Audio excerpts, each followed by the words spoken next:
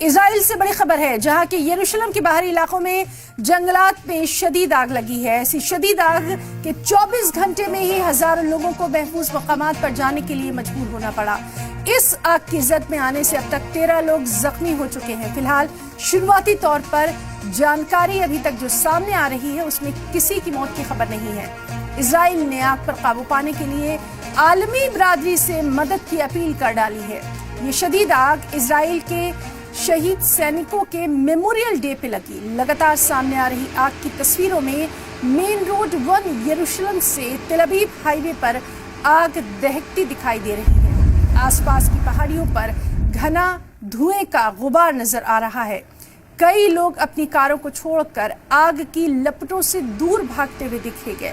اسرائیلی media کے مطابق 160 سے زیادہ بچاؤ اور فائر فائٹرز آگ بجھانے کی مہم میں جٹ گئے ہیں۔ درجنوں فلائٹس اور ہیلی کاپٹر آگ پر قابو پانے کی کوشش کر رہے ہیں۔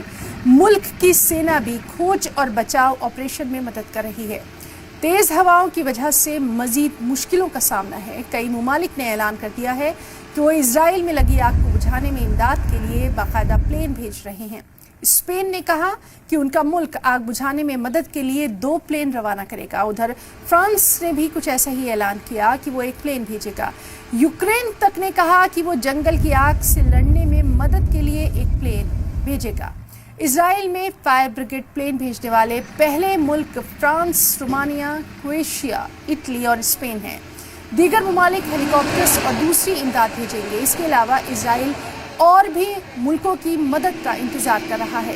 اسرائیلی آفیسرز کا دعویٰ ہے کہ اس آگ کو اسرائیل میں اب تک کی سب سے بڑی فائر بتایا گیا ہے۔ کہا گیا ہے کہ جن علاقوں میں آگ لگی ہے وہاں لوگوں کو نیشنل پارک اور جنگلوں میں جانے سے بین کر دیا گیا۔ روٹ 1 سمیت کئی سڑکیں جہاں آگ دھدک رہی تھی اس کو بھی بند کر دیا گیا۔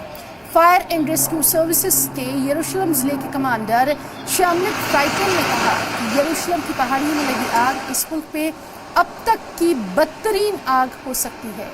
یہ بہت لمبے عرصے تک جاری رہنے والی ہے۔ اس پر قابو پانے میں مزید وقت درکار ہے۔ آگ یروشلم کے ویسٹ کے جنگلات سے شروع ہوئی 100 سے زیادہ مقامات پر پھیل گئی ہے۔